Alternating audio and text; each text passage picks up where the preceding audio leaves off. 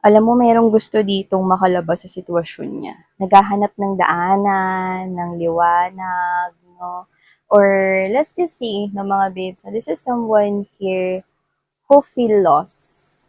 Okay, mahirap kasi yung parang naliligaw ka, eh. Mas madali kasing hanapin yung lugar kung saan ka pupunta 'no, kung ikaw ay naliligaw at nagtatanong ng lugar, "Eh, saan nga po pala yung papuntang Divisoria dito?"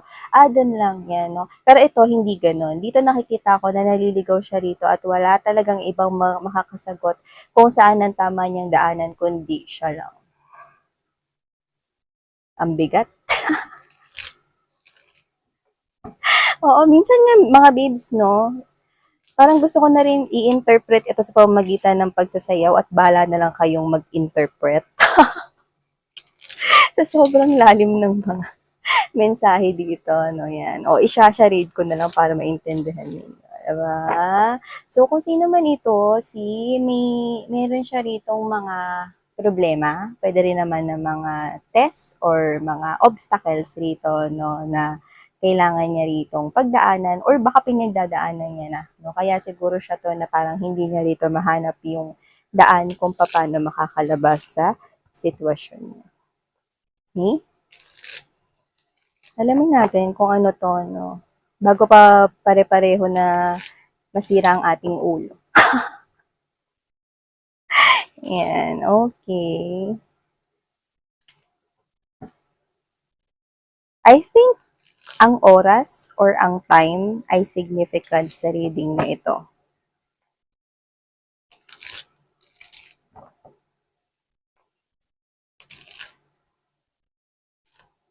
Okay, let's go.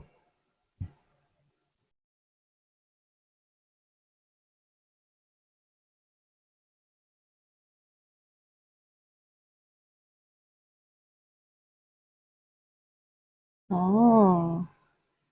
Kung sino 'to, this person has lots of love for you. This person is meron ditong matinding emosyon at pagmamahal para sa'yo. Pero, isa itong King of Cups energy, no? At okay, natabihan pa ng Five of Wands energy. So, kung sino man siya rito mga babes, no, this is someone here, no, na naguguluhan, may bumabagabag, may bagay rito na gumugulo sa kanyang isipan, no, na may kinalaman pagdating sa'yo. So, yung mga babes, no, kung sino man tong person na to, no, with the King of Cups energy right here, kasi ang person na nagtataglay ng isang King of Cups energy ay isang individual kung saan ito ay tinatago lang niya, nililihim niya, hindi sinasabi, no? So, this person here has this kind of tendency, no? High potential na hindi niya ito inaamin. Yan. Walang pag-amin dito mga babes, no? Kahit pa iharap niyo siya sa pulisya, no? At paandarin ninyo ang bumbilya ng ganito. Ano? May feelings ka ba? May feelings ka ba kay collective o wala? No, 'di ba? Kahit mahilo siya, no, pabalik-balik yung bumbilyang ganyan. Mga babes, no. Wala. Ako yung nahilo, wait lang. May props. Wait lang, ayusin natin yung camera rito. Yan, no. Nahilo kayo dun sa bumbilya. Nakakahilo ba? Ulitin nga natin. Oh, nakakahilo.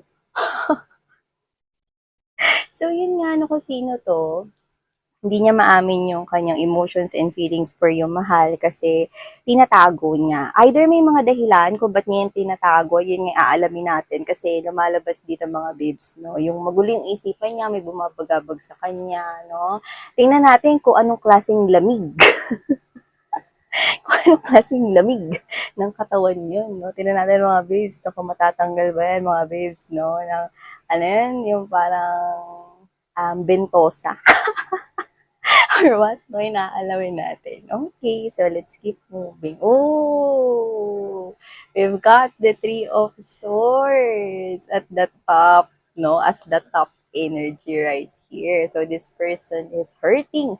Nasasaktan siya dito. Ayan, no? Ilatag naman na nga natin lahat ito, no? Bago tayo chumismis ng bongga dito mga babes, no?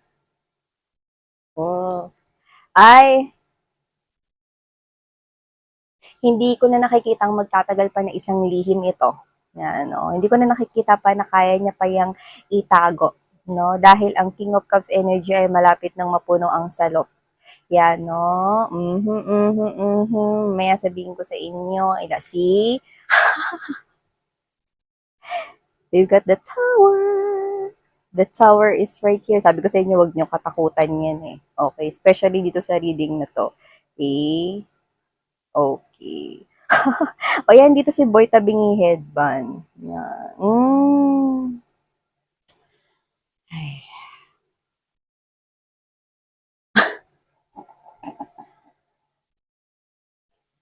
Oy, kung sino to, may history kayong dalawa ha. Hindi lang to basta isang individual na tinatago ang kanyang nararamdaman sa'yo, kundi meron kayo ritong nakaraan. May history kayo with the Six of Cups energy right here. Okay? In this reading ha. In this reading, meron kayong nakaraan nitong person na to. Baba natin mga babes kasi nagre-reflect sa ginamit nating bumbilya kanina. So, yan no. In this reading, may history kayong dalawa nitong person na ito, no? Nakikita ko rito, no, na gusto niyang alalahanin mga babes. Nakakatawa.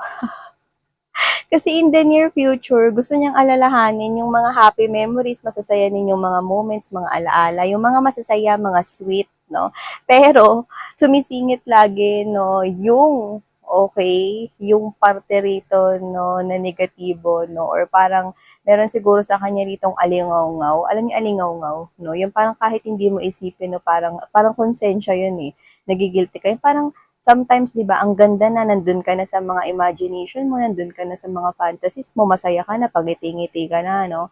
Pero dito, basag. Gusto niyang isipin yung mga happy memories here with you, no? Kasi nakakagaan ng loob rito. Pero, laging sumisingit, no? Yung very specific rito na bagay, no? Na naging dahilan kung bakit mo siya tinalikuran. So, kung sino man tong person na to, yun na nakikita ko sa kanya. So, yung bago natin, no?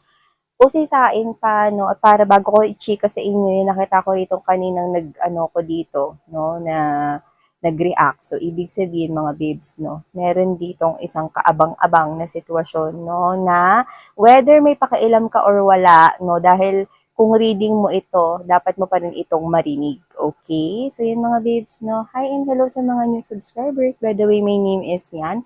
Thank you so much po at nandito kayo sa aming channel. So, yan, welcome kayo dito sa community namin. Mga chismosa kami rito.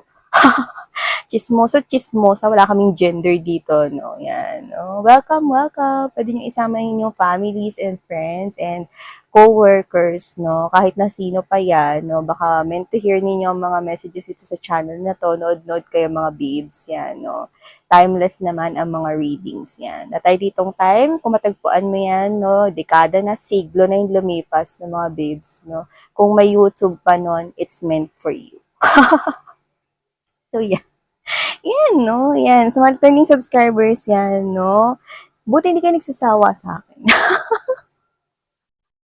Thank you so much. Sa inyong patuloy na walang sawang pagsuporta. Super na-appreciate ko kayo, mga may love. So, thank you so much ang mga nagko-comments, no? Yan, ang dami na, sobra, no? Pero nagbabasa ako. Please give me time. Basta pag hinart ko yan, nabasa ko mga bebe loves. Okay. So, yan, wala tayong gender dito at timeless din ito. So, pag-usapan na nga natin to. No? Pag-usapan na natin to. Tong King of Cups na to, no? So, hindi lang to simpleng may gusto sa'yo yung tinatago na crush ka niya o may feeling siya. Kasi malalim eh. May pinaghuhugutan siya malalim, no? At may kaguluhan dito na to the point na ginulugulo pa natin yung lampshade ko dito. Kasi hindi to aamin. Isa siyang King of Cups energy. So, meron siya ritong either pinoprotektahan na lihim, no? With the High Priestess also present right here, tinatago niya ito, no? Na ini-embodies niya rito ng isang malupitang sikreto na siya lang naman ang nakakaalam, no? At hindi niya ito balak na ibunyag, pero dito mabubunyag ng hindi inaasahan. Yun na nga yun, mga babes, no? With this Three of Swords energy right here, this person hurt you. This person, no, hindi ko alam kung binitray ka niya, hindi ko alam rito mga babes, no, kung anong ginawa niya sa'yo specifically because this is general reading right here, pero with the Three of Swords energy, this person did hurt you. Ano mang klase ito, no, na sitwasyon, nasaktan ka niya in the past. Yan mga babes, so pasensya na kayo sa boses ko, no? I have common colds kasi. Hindi ko na sinabing sipon. Common codes pa. Eh, mga babes, no? Yeah. Na sa mga new subscribers, ganito po talaga. Maarte yung reader, pero nasa tamang landas kayo. So, going back here, yun nga, no? This person here tried to hide it. Yan, yung feelings and emotions niya for you guys. With the High Priestess, tinatago niya ito, no? At itong tinatago niya ito, nagdadala ng kaguluhan sa mga tao sa paligid niya. Sa mga friends niya, sa mga taong malalapit sa kanya. Pwedeng family members, relatives, mga pinsan, no? Pwede rin naman sa barkada niya, yung mga tropa-tropa pips niya dito, no? Kasi, with the King of Cups energy, this is someone here who could be realizing na mahal ka niya or minamahal ka niya. Okay? Or mahal ka pala talaga niya, pero ngayon niya lang na-realize, no, kung kailan wala na kayo or walay na. Walay na tong relationship niyo na to. Bakit ka man nagdadala ng confusion, Miss Yan? Simple lang mga babes, no? Napaka-clear ng reading natin ngayon, no? Pwede nga wag na nating tapusin, eh.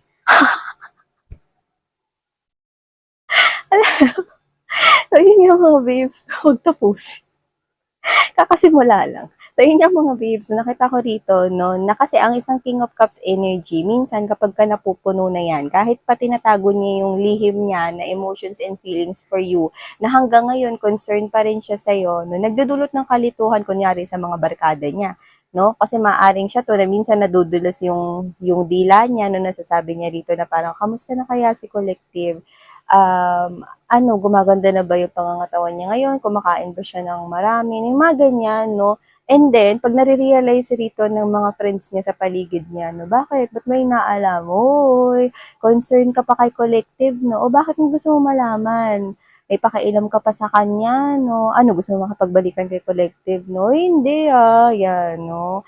Maya-maya nagigising siya sa katotohanan na parang kala mo na umpog siya, no? Na-realize niya na, uy, ba't ba ako nagtanong? Ang tanga ko, ganyan, no?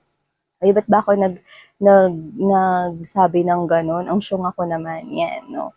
Ganun yung nakukuha ko sa kanya rito. Pero kung sino man siya, mga babes, no? Kung sino man to totoong ex nyo na to, yan, no?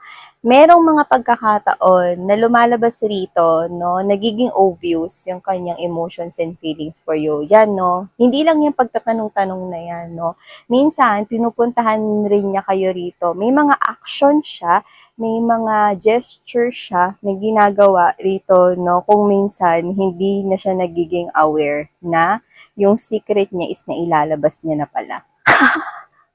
Let's just say, for example, because the King of Cups is someone who misses you a lot, and with the presence of Five of Cups energy, definitely, sigurado, no, na itong tao na to ay tinatanaw ka sa malayo, no, or whatever, no. Meron na rin nakakita sa kanya, like, oy, sino sinisilip mo dyan? Sinisilip mo si Collective, no? Ba't kasi hindi ka pumasok sa loob? Yan, no? Either nakita na siya ng katrabaho mo rito, no? Or either nakita na siya ng mga kapitbahay mo dahil kilala lang rin naman siya rito, no? Yan. Ay, hindi bumili lang ako dito sa barbecuehan. Ganun ba? Di ba may barbecue sa inyo? Tatlo? So, di ba? So, may mga ganyan-ganyan na parang dinidinay niya, no? Pero dito,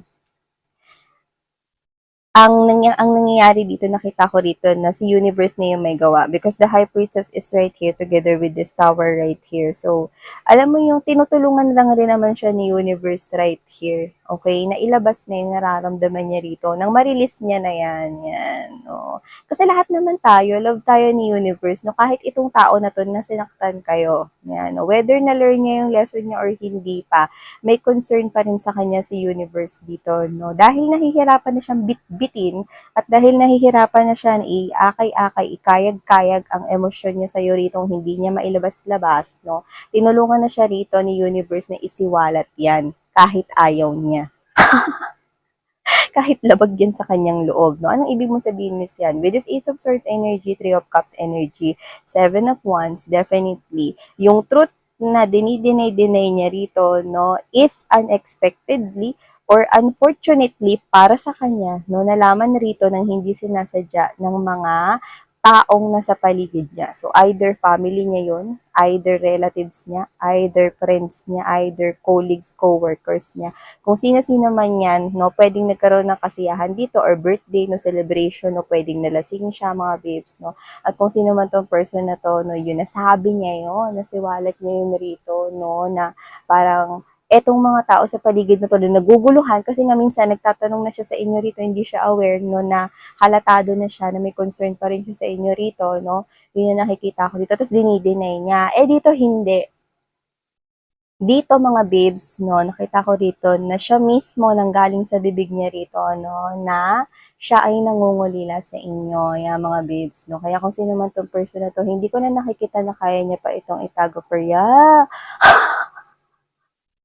I'm hearing that song. You know that song?